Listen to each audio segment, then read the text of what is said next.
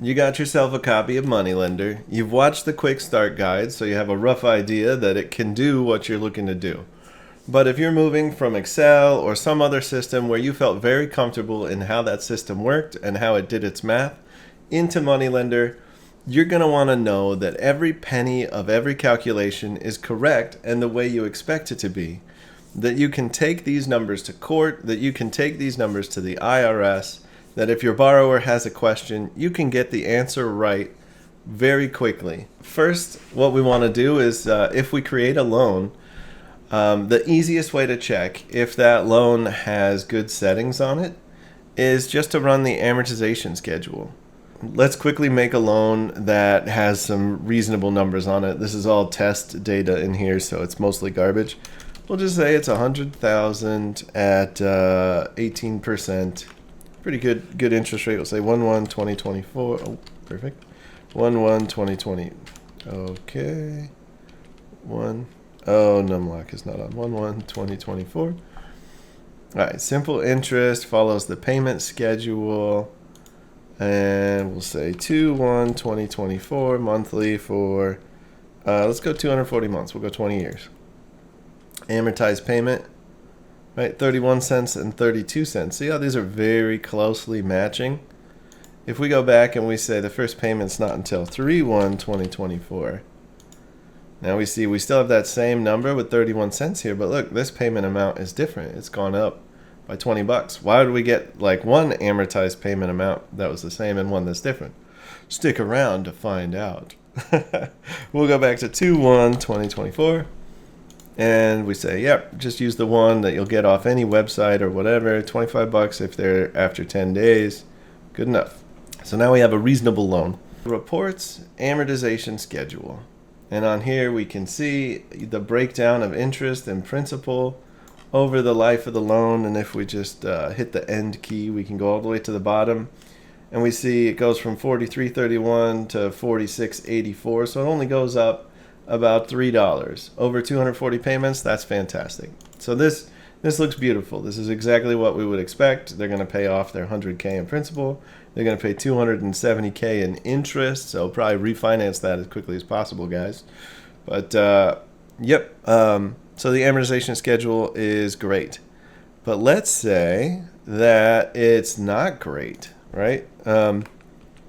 Let's go with 12/15/2023. Let's say we loaned it out 45 days before the first payment is due. Well, now we get this weird thing where it doesn't pay principal for 19 payments, 19 months, almost 2 years where they're just paying interest. And we go to the end here and look, they have a $27,000 balloon. Now, why would something like this happen? Well, it's that extra 15 days of interest, right? When there's a month and 15-ish days, you get this extra transaction here. This extra interest for your 17 days. Now what banks do and what you can do is say, hey, you got to pay me this when we originate the loan. So 838.36. That's 17 days of interest at 18%. So when you collect that, when you originate the loan, you can record that here as prepaid interest. And we'll put that as 1/1/2024, or even better yet, we can do that as 12/15/2023. Okay, perfect. Apparently I made it mad. 12/15/2023. All right, and we can say paid at closing. Perfect. And now, if we go to reports, amortization schedule, we know, oh, we got an interest-only payment at the start, and then look, everything amortizes beautifully. And if we go down to the end, it's exactly the same as it was before, but we've now accounted for those extra 17 days, and the borrower paid us those 17 days up front. So that's how banks handle that extra period beyond the first month at the start of a loan, and you can do that too in Moneylender. So if we made the loan, say, January 15th, and then the first payment's due only 15 days later, now when you run the amortization schedule, we see there's an awful lot of extra principal at the start here. And we go down to the end, and they're actually paying off significantly earlier. If we were to set up the loan again, and we go 100,000 at 18%, 1/15/2024 follows the payment schedule, and then we say there's 240 months starting on 2/1/2024. This one here, if we had chosen this when we created the loan, so 15/33/25, that's the magic number that would give us a good amortization while accounting for that extra principal. So now if we run the amortization schedule with that number and we go all the way to the bottom, we can say, boom, perfect. So when you run the amortization schedule, there's those two very common things that can happen where it's all going to interest for a while, or it pays extra principal, and then there's all zeros at the end because it paid off early. The amortization schedule is your first indicator that you're getting the expected results when you have set up your loan. So that brings us to Moneylender's calculation engine, right? It revolves around the concept of treating a loan like it has multiple bank accounts. For example, there's a principal balance on a loan, and principal is its own bank account on the loan. And the way we see those bank accounts is under reports, ledger, transactions. So this is the default report that lists the transactions on an account. You have multiple accounts, so you can choose which account you want to look at. The ledger is synonymous with the overall balance. It represents more or less the accrued due balance on the loan from at various points in time over the life of the loan. It's not a payoff quote, but it's close. And the payoff calculator uses the ledger balance as the starting point for its payoff calculations. If you want a rough idea, like if somebody's 6 months behind, you want a rough idea of how much they owe you currently, the ledger balance is great. The overall balance that you see up here, this overall balance right here is a pretty good indicator of like, oh, they owe me $117K right now. So going back to the ledger transactions report, this is the list of every single penny in that bank account. So when we look at $117,638 with the due date of 1/1/2025, and then we run ledger transactions and it's set to the ledger account, and we go down to 1/1/2025, 117,613. We got 117,638. So we're already seeing a late fee. Let me see. Portfolio settings. I think it's under numbers. 15 days in the future. Yeah, I guess that's 15 days in the future. Neat. So statements in main windows, 15 days in the future. So 117,638.36 is what we see here. Now look at the amount due, 18,674. Why do they owe 18,674, right? That's always a fun question. Well, on this same ledger transactions report, we can switch to all the different accounts. So we could go to the amount due account and hit refresh. The amount due is the portion of the overall balance they're scheduled to pay you right now. So if we recorded a payment today for that amount, so now that we've recorded that payment, we can refresh this report. And we walk all the way through for several months until we get to the payment on 12/30 here. And at that point, they owed us $17,140.75. And remember, it was showing for January. So this payment came in and it's allowed to pay for January. Now, watch what happens if we record another payment today. See, that didn't move forward. And you know why that is? Because the amount due adjustment for overpayment. Right, let's make it a more reasonable number. The borrower says, hey, I got 3,500 extra bucks, and I want that to go towards principal. So now we got this 3,500 extra, and Moneylender is wiping out this overpayment except for the January 1st payment. It's letting these two payments pay January 1st, but not beyond that. Now there's a setting over here, super common. Use it only when you need it. Otherwise, leave it off. But if your borrower is making a bunch of little payments, or they're paying more and then they're paying less, and oftentimes they want that overpayment to pay towards upcoming due dates, if you're okay with that and that's what the borrower is doing, go to the settings tab, click loan settings, check this box here for overpayments carry forward. And when we hit that, we can see that 3,500 is now pushing the loan all the way to April. And if we refresh here, you see that amount due adjustment for overpayment is gone. When you check this box, that just tells the mechanism that would adjust off overpayments not to do it anymore. It just removes those transactions from the loan. So in that case, if you got a check from the borrower that wasn't normal money, they were like, hey, here's an extra $3,500 to pay down my principal, record it as a principal only payment, and now it won't affect the amount due at all, and everything else is normal.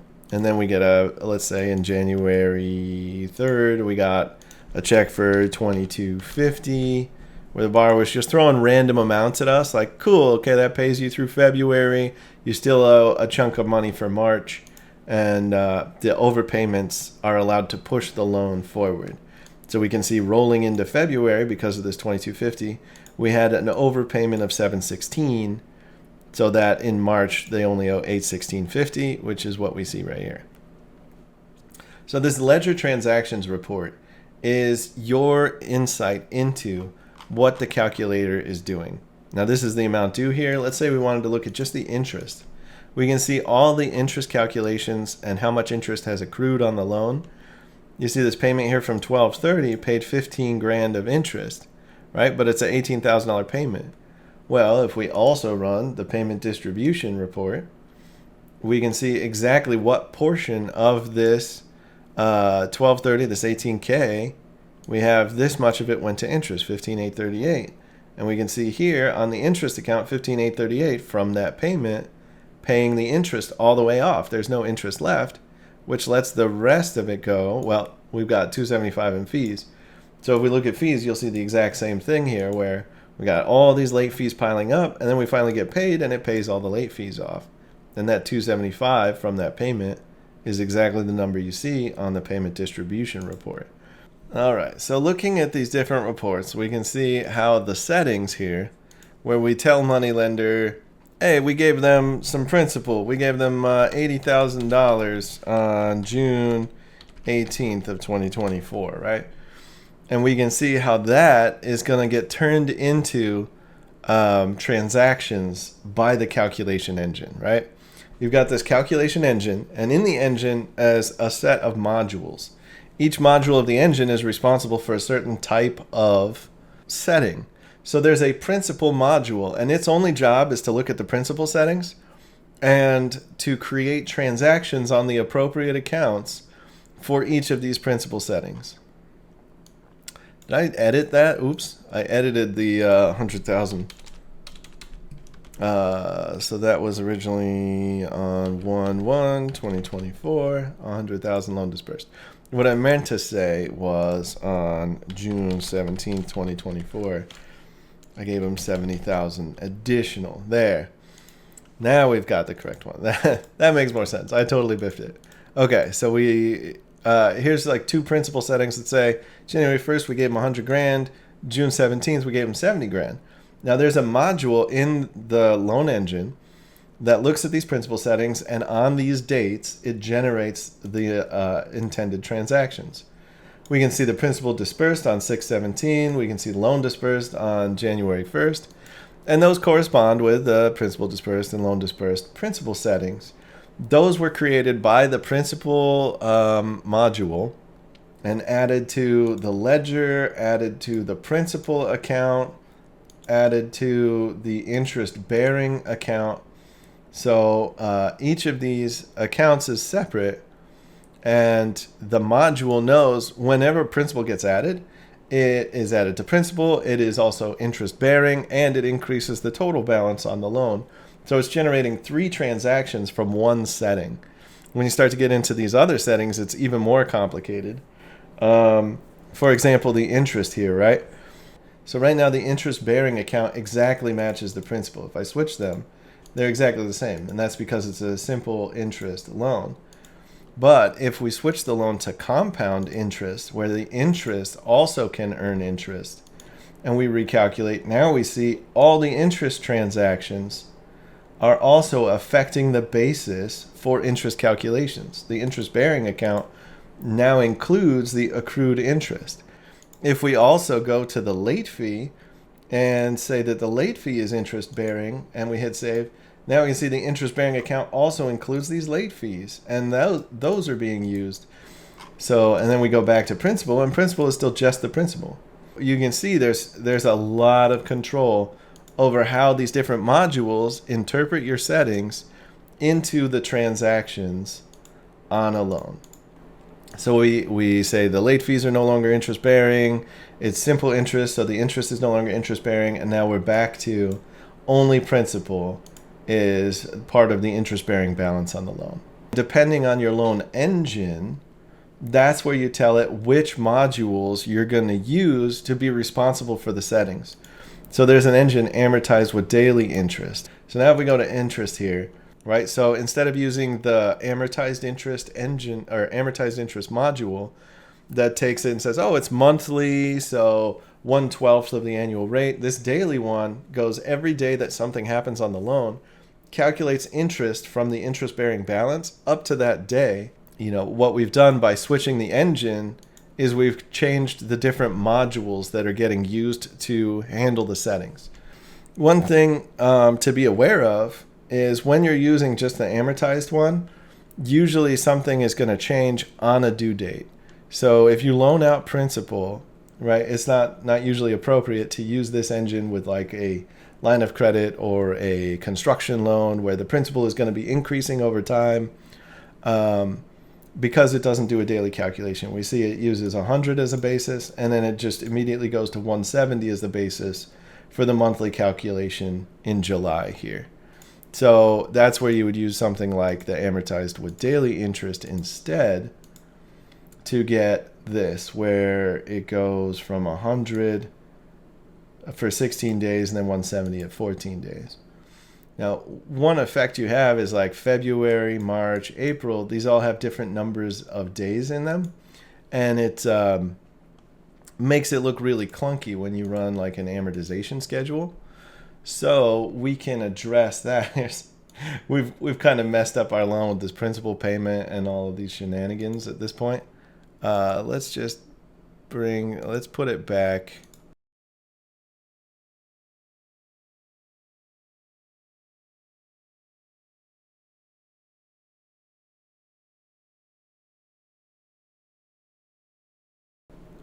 Now we get, it pays off just a couple months early, but it's not quite what we're expecting. And part of that is like, because February occurs right at the beginning, it pays a little extra principal, and then that timing of it just kind of cascades over 20 years.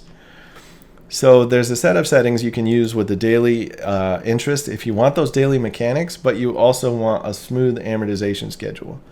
What we'll do is we'll set the daily interest modifier to 1/360.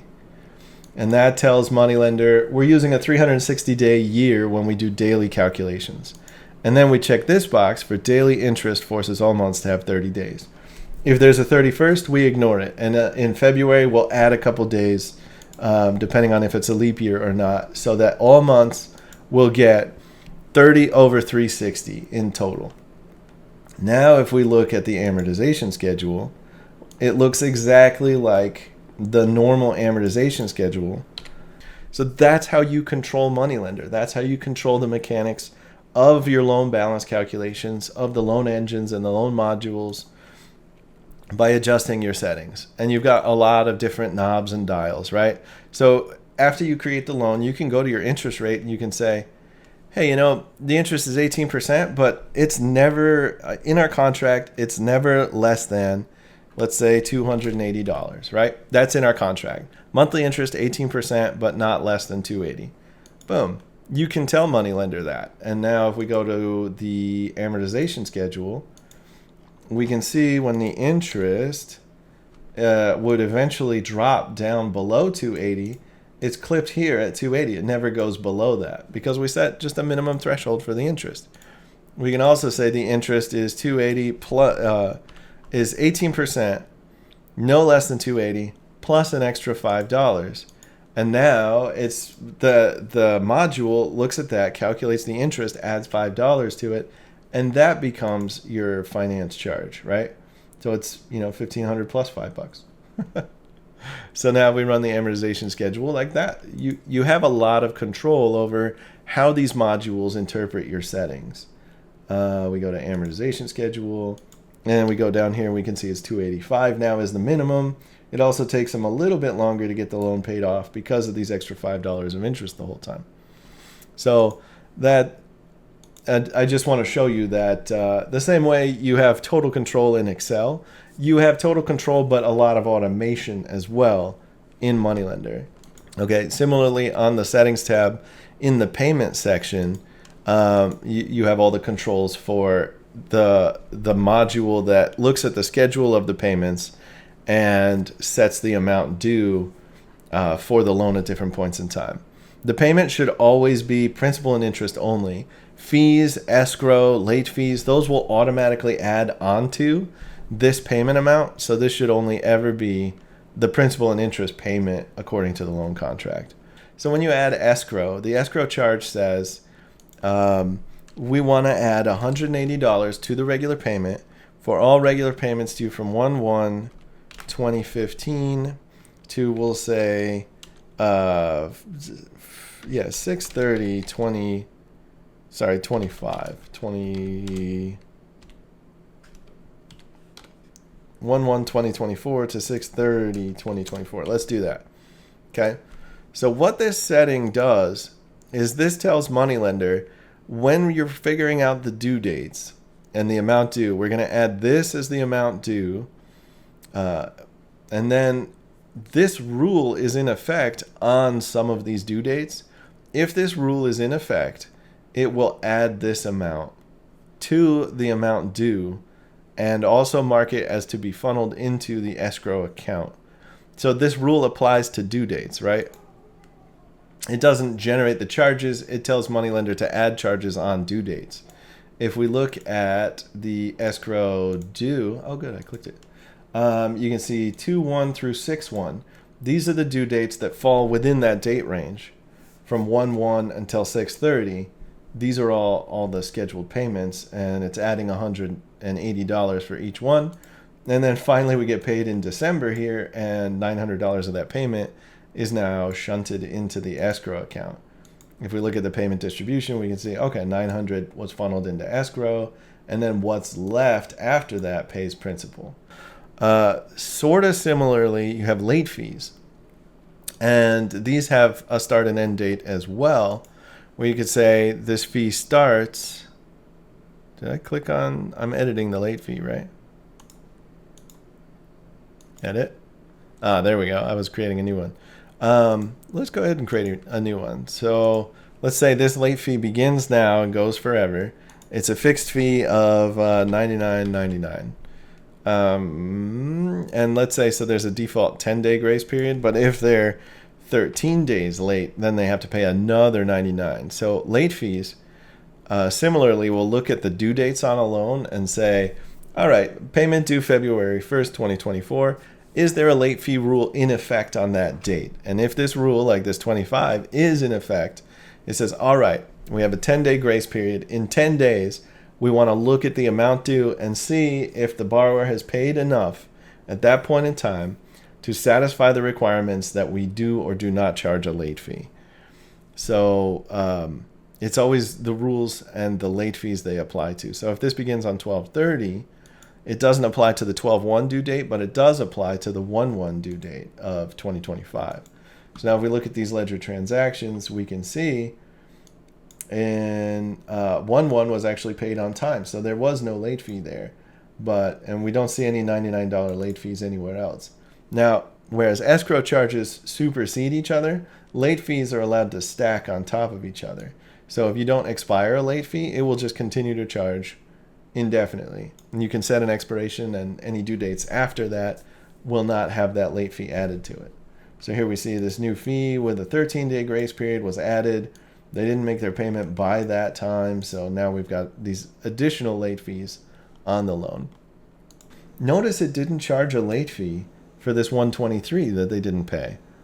And that's because Moneylender ships with a default 25% flexibility. So 25% of this $1,500, as long as they pay so that there's less than that still due, $1,500, 25% would be, like $350 or so, right? 375 maybe. So as long as there's less than 350 still owing, so if we drop this 1600 to say 1400, let's go 1320, right? And then we go reports and ledger transactions. We'll go to amount due, hit refresh. And now because there's 403 still due, instead of that 375 cutoff, it says, hey, not close enough. That 120, close enough. Like you only owe us a little bit, but 403 is more than a quarter of 1500. So we are going to charge you a late fee. And that's a portfolio-wide setting. Either you're a lender that says, look, you got a 25% flexibility, or you're not. And if you're not, you go to portfolio settings, and uncheck small outstanding amounts don't trigger late fees. So if we turn that off, then and if we hit recalculate, nothing changed here.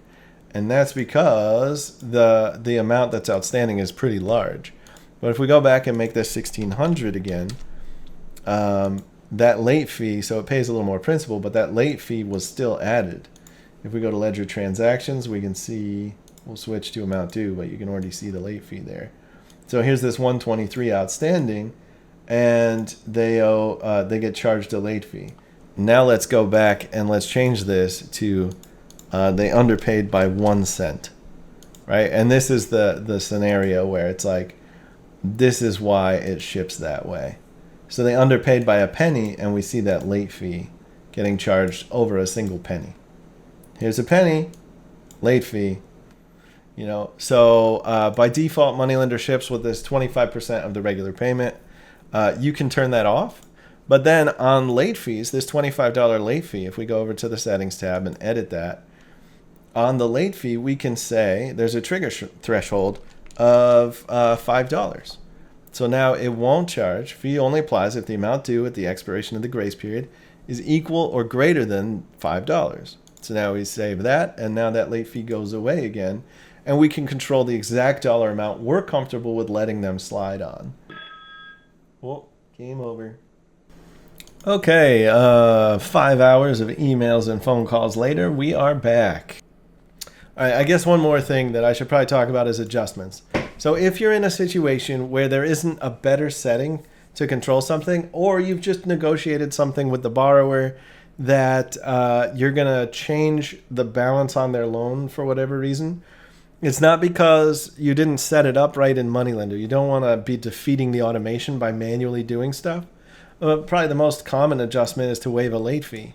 The rule says you've got to pay me a late fee, but you and I will agree, borrower to lender, that you're not going to have to pay your 811 late fee. So if we go to Ledgers tab and fees and double click this on 811, it says, hey, you want to waive that late fee? We say yes. And now you can see there's an adjustment here for minus 25 on 811.